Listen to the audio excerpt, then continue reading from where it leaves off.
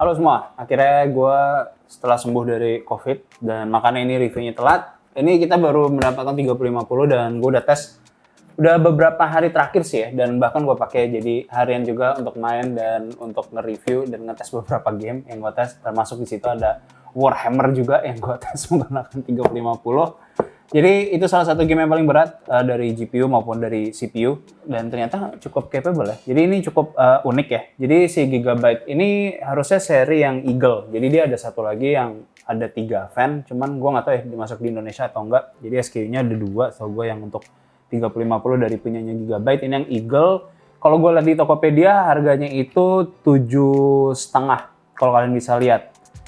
Jadi kayaknya agak sulit buat kita ngomongin MSRP ya, terutama untuk masih di zaman sekarang, dan bahkan gue bisa bilang mungkin sampai Q3 atau bahkan sampai akhir tahun ini juga mungkin kita nggak bisa ngeliat harga yang sesuai dengan MSRP atau mendekati MSRP.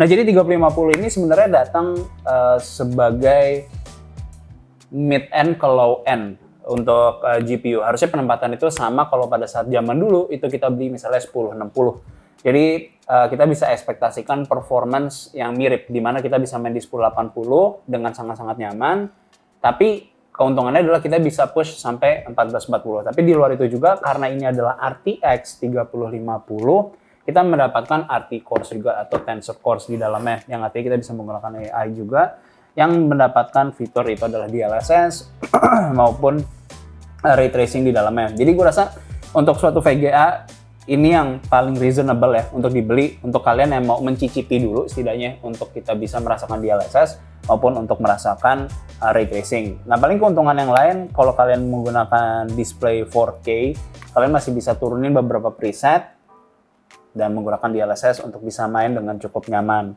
Nah walaupun tadi yang gue bilang juga harganya mungkin 7,5 buat kalian masih mahal, tapi untuk melihat performance index yang kita bisa terima untuk saat ini, di zaman ini, gue rasa nggak ada yang bisa mendekati price performance-nya. Karena menurut gue ini benar-benar berada di sweet spot juga. Karena di RTX 3050 ini masih ada brand lain yang harga itu di sekitar 6 juta sampai 6,5 jutaan.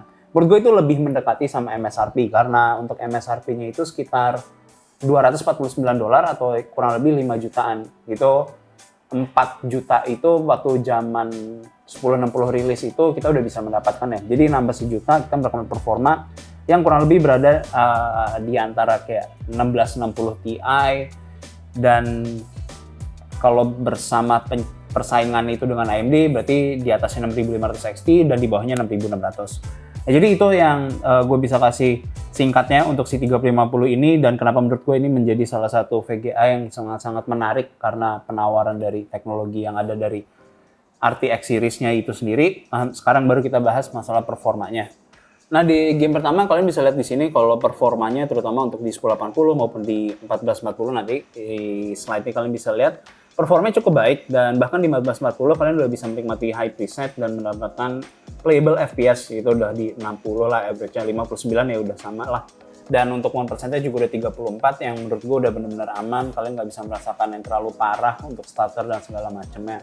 Nah untuk di Assassin's Creed Valhalla juga performanya di 1080 untuk suatu game yang bener-bener sangat berat ya, dan terutama kalau kita misalnya bandingkan dengan 6500 XT yang bener-bener kehabisan VRAM untuk dimainkan, kita udah bisa mendapatkan playable FPS juga di 57 dan 1%-nya cukup tinggi malah di 42. Kalau di 1440 gue rasa ini performance-nya udah wajar banget, kita mendapatkan 43. Dan kalau di 4K memang itu juga lebih wajar lagi karena ini salah satu game yang sangat-sangat berat.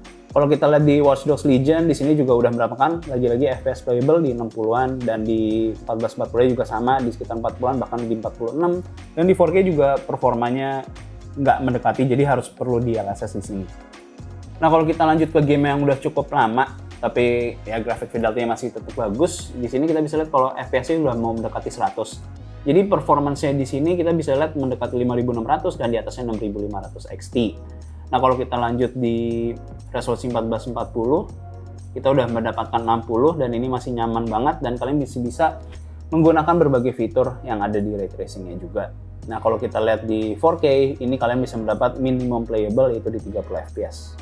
Nah di benchmark selanjutnya ini yang paling berat, kita bisa lihat kalau kita mendapatkan 48 fps dan 1%-nya sayangnya memang cukup unplayable di 24. Cuman emang jarang banget ya kita ketemu di preset seperti ini, dan kalian juga masih bisa ngetes menggunakan ray tracing juga. Cuman menurut gue sangat-sangat berat banget, terutama di 1080 pun juga udah hampir nggak kuat VGA-nya. Jadi di preset biasa aja kalian bisa mainkan, dan untuk mendapatkan 0%-nya kalian bisa turunkan ke preset yang lebih rendah seperti high atau very high. Nah di 1440 performanya juga di atasnya 1660 dan masih di bawahnya 5600 XT, walaupun untuk masalah 1%-nya itu sangat-sangat mirip di antara keduanya. Kalau di 4K ini udah unplayable, 24 FPS itu udah benar-benar udah nggak bisa kalian harapkan untuk dimainkan di 4K untuk game paling berat di sini.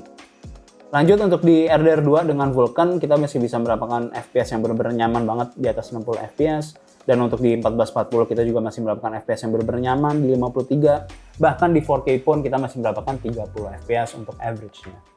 Nah jadi kalau dari murni performa, si 3050 ini ada di antara 6600 dan 6500 XT. Jadi cuman walau ada di antara kedua VGA-nya, kita bisa lihat kalau sebenarnya 3050 ini jauh lebih kenceng ya, dan masuk akal sebenarnya penempatannya kalau kita bandingkan dengan 6500 XT.